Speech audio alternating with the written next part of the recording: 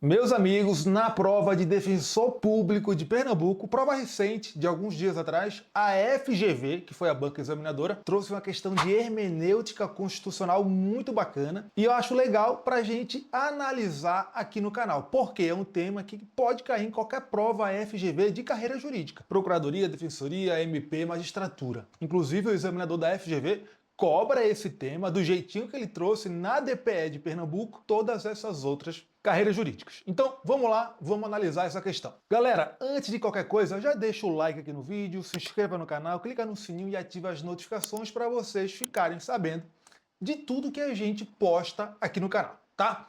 Bom, vamos lá para essa questão da FGV sobre hermenêutica constitucional.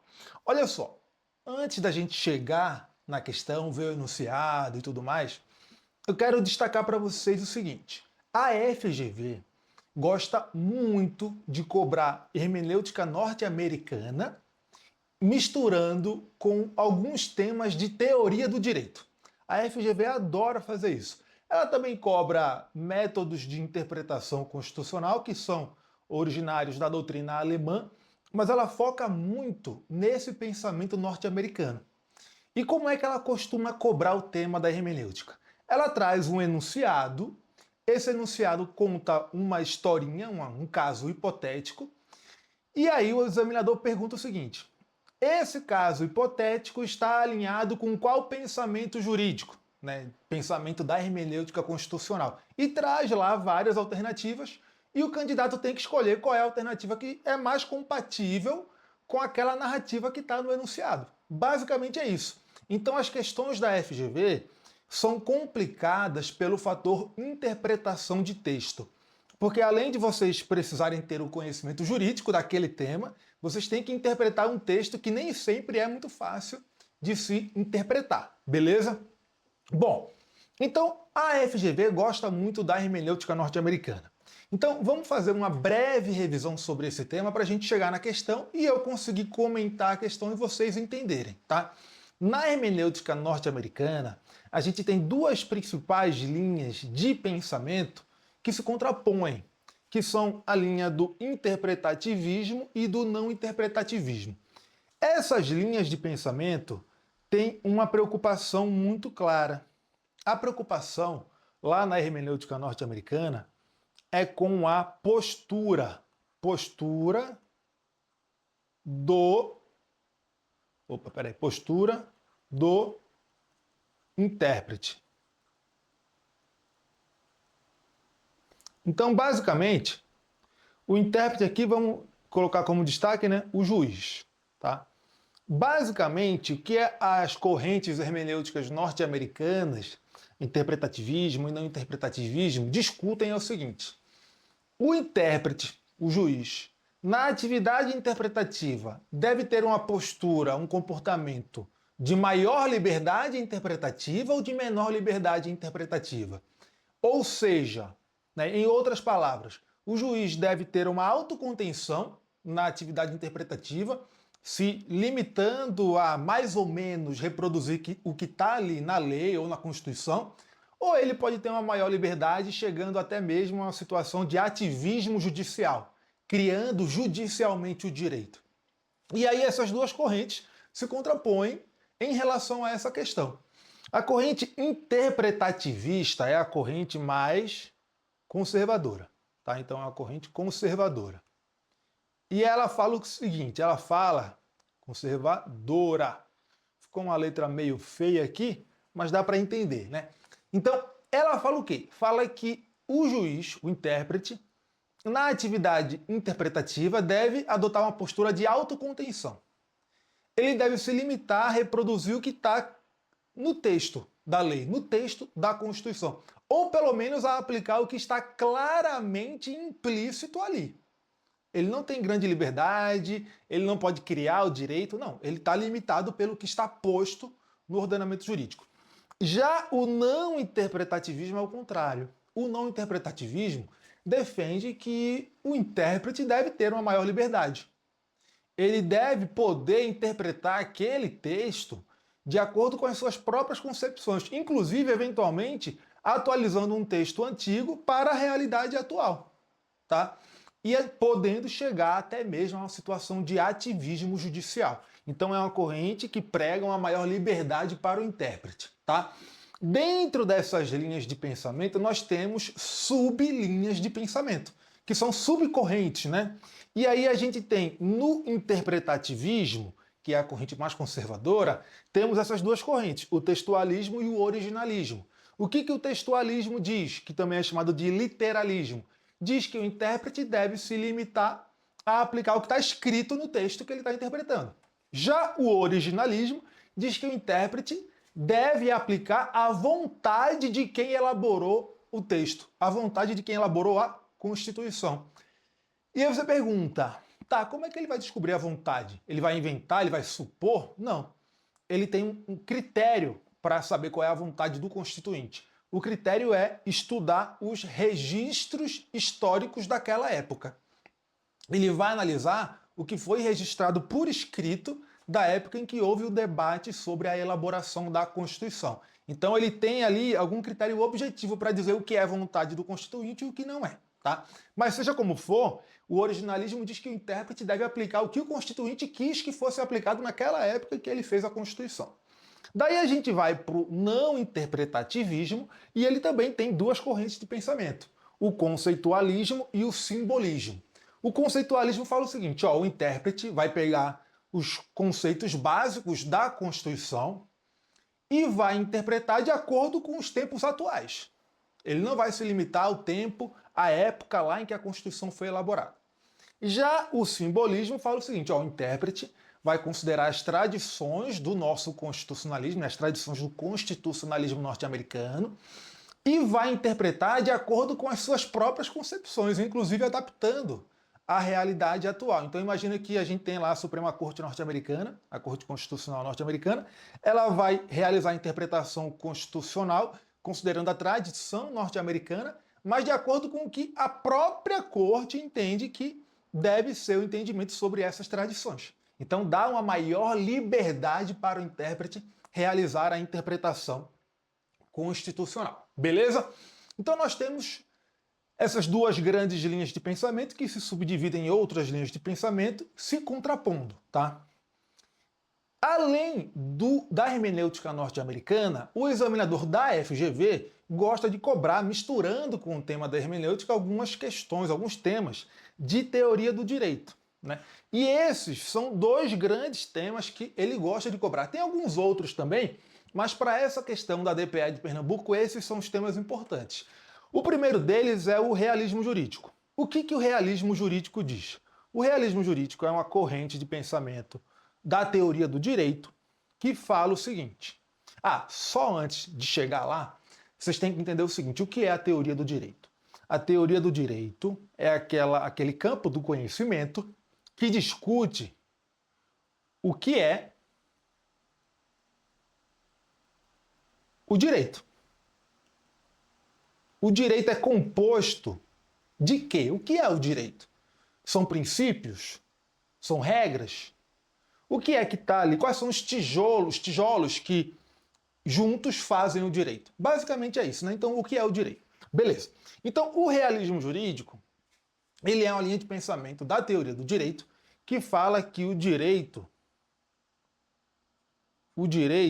deixa eu corrigir aqui, fala que o direito é um fato. O direito é fato. Direito, para o realismo jurídico, é fato. Por isso o nome realismo também, né? É o que está na realidade. É o que, na realidade, a gente vê que faz o direito mesmo. E aí, dentro do realismo jurídico, a gente tem duas escolas, que é a escola norte-americana, o realismo jurídico norte-americano, e a escola escandinava, o realismo jurídico escandinavo, que teve origem na Suécia, tá? Bom, para essas duas escolas, o direito é um fato, porque são escolas do realismo. Mas esse fato que é o direito é uma coisa diferente em cada uma dessas escolas. Para os Estados Unidos, para o realismo norte-americano, esse fato que é o direito é o quê? É a decisão judicial. Está até um pouco sem espaço para escrever aqui, mas eu vou escrever decisão, tá? Então, para o realismo norte-americano, o direito é isso, é a decisão. Então, o que é importante no realismo norte-americano para a gente entender o direito? Para a gente compreender o que diz o ordenamento jurídico sobre determinada matéria? É conhecer o conjunto de decisões judiciais. Assim a gente conhece as decisões, interpreta as decisões e entende o ordenamento jurídico. E consegue também, a partir das decisões que já foram tomadas, ter alguma previsibilidade das decisões que podem ser tomadas no futuro sobre aquela matéria. Isso é o realismo norte-americano. Já o realismo escandinavo fala também, né, que o direito é um fato, só que esse fato no realismo escandinavo não é a decisão judicial. O fato do realismo escandinavo é um fato de caráter psicossocial.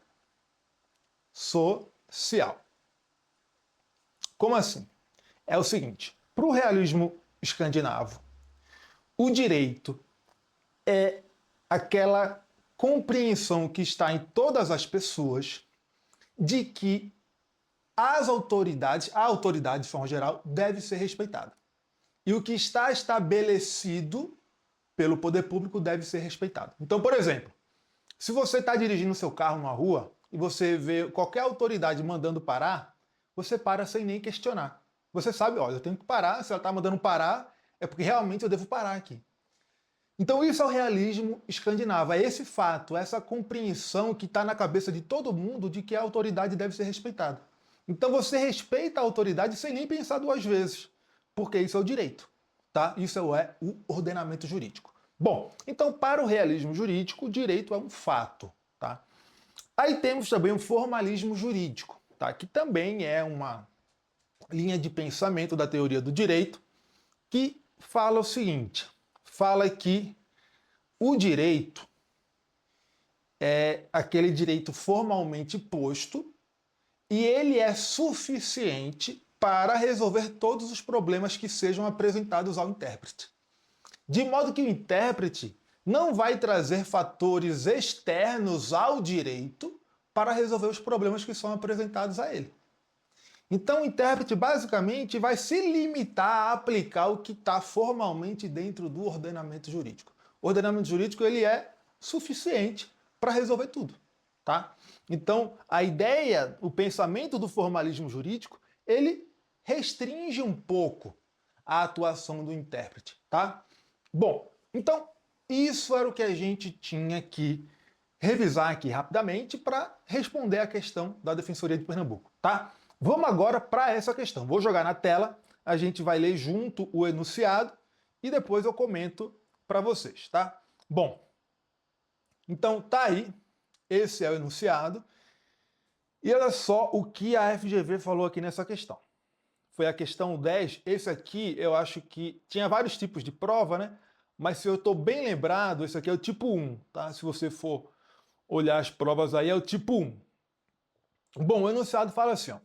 Um elevado número de pessoas carentes que ocupa há mais de uma década um prédio abandonado na região central do município Alfa, a FGV adora esses nomes, né? Município Alfa, Estado Beta e por aí vai.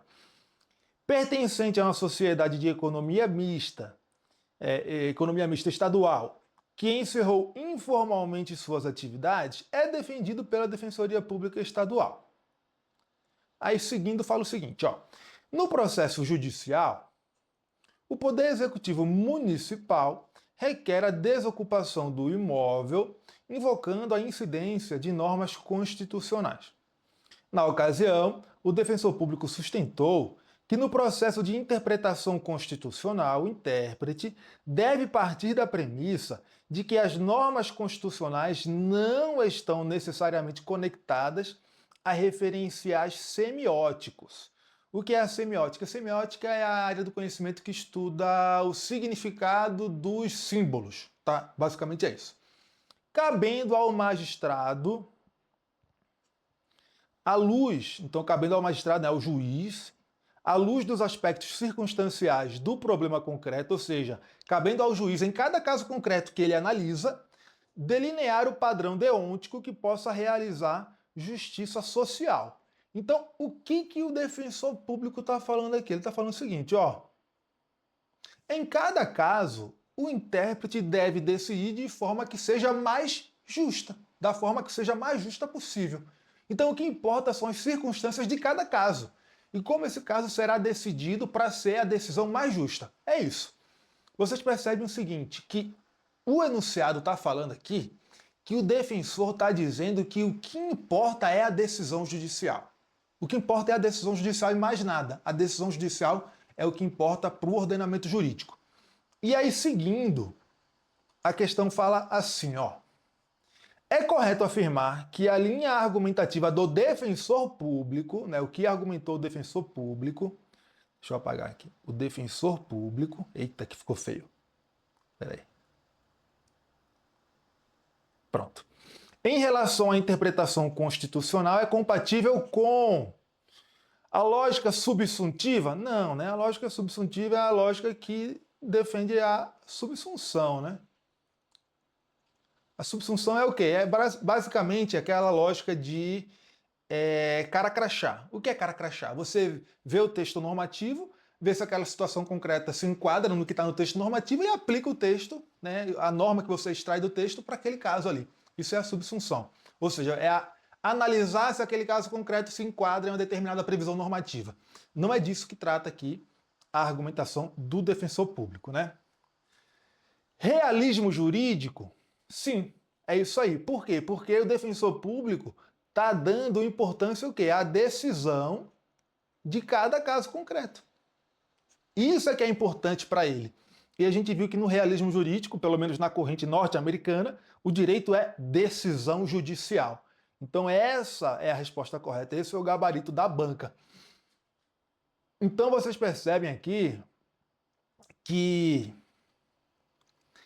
no estilo de abordagem da FGV, a gente não tem assim, um enunciado claro perguntando o que é o realismo jurídico, não é isso. Ele traz uma historinha e fala, essa historinha aqui é compatível com a ideia de qual linha de pensamento. Basicamente é isso. Então, a tarefa de interpretação de texto do candidato aqui é muito grande, tá? Então vocês, quando vão para uma prova FGV, pelo menos em constitucional, vocês têm que ter em mente que terão esse desafio adicional. Isso não torna a prova impossível de se fazer, não, tá? Vocês só têm que ir treinados para isso. Apenas isso. Para saber que vai aparecer uma questão desse estilo e pronto. Sabendo isso, vocês se preparam adequadamente e resolvem lá na hora, tá? Bom, seguindo, fala que a linha de argumentação do defensor é compatível com teorias procedimentais da Constituição? Não, tá? O que é isso de teoria procedimental? É aquela teoria que se contrapõe à teoria substancial. São duas teorias, né, duas formas de enxergar o papel da Constituição em um ordenamento jurídico. A teoria procedimental diz que a Constituição serve para assegurar o quê? A observância do processo democrático, a observância do processo de deliberação, de tomada de decisões. Basicamente é isso. Já a teoria substancial diz que a Constituição não é só isso. A Constituição prevê valores, prevê direitos. E a Constituição, na concepção substancial, deve ser concretizada. E o papel do Poder Judiciário é justamente de concretizar esses valores. Por exemplo, direitos sociais estão previstos na Constituição. O Judiciário pode ter a função, no caso concreto, de fazer aqueles direitos serem implementados, tá? Porque isso é uma visão substancialista ou substancial da Constituição, certo? Seguindo aqui, essa linha argumentativa é compatível com concepções de ordem originalista? Não é. Porque a gente viu o quê? A gente viu que o originalismo é uma ideia conservadora, né? Conservadora. E na questão aqui, o defensor público está defendendo o quê? Ele está defendendo uma atuação com maior liberdade do juiz, para o juiz poder decidir da forma que seja mais justa possível naquele caso concreto. Então, se ele está defendendo que o juiz deve, em cada caso, analisar as circunstâncias e decidir da forma que ele, juiz, considerar mais justa, isso se afasta da concepção originalista que diz que o juiz não pode ter essa liberdade. Ele deve simplesmente aplicar a vontade de quem criou a Constituição, tá? E a última assertiva diz que essa concepção é compatível com os métodos de interpretação de Savigny, que são aqueles métodos tradicionais de hermenêutica, né? Gramatical, histórico, lógico, sistemático, teleológico. Não tem nada a ver com isso, tá? Essa questão do Savigny, os métodos do Savigny não foram abordados pela linha argumentativa do defensor. A linha argumentativa do defensor é: decida da forma mais justa, de acordo com os valores da Constituição. Basicamente é isso, tá? O que não tem a ver com a aplicação de método gramatical, método sistemático, método histórico, não. O importante para o defensor é a decisão justa, certo? Então, não essa linha de pensamento do defensor não está compatível com os métodos tradicionais ou clássicos do Savigny, beleza? Então, meus amigos, é isso. Espero que vocês tenham curtido o vídeo. O gabarito oficial foi letra B, que é a alternativa que fala do realismo jurídico. Eu concordo com esse gabarito, tá? Esse foi o gabarito preliminar, não saiu o gabarito definitivo ainda, mas eu acredito que não vai ter nenhuma mudança aí. Eu acho que o examinador acertou nesse gabarito, tá? Eu concordo com ele. Então é isso, espero que vocês tenham curtido o vídeo. Deixa o like aqui, se inscreva no canal, clica no sininho, ative as notificações e até a próxima.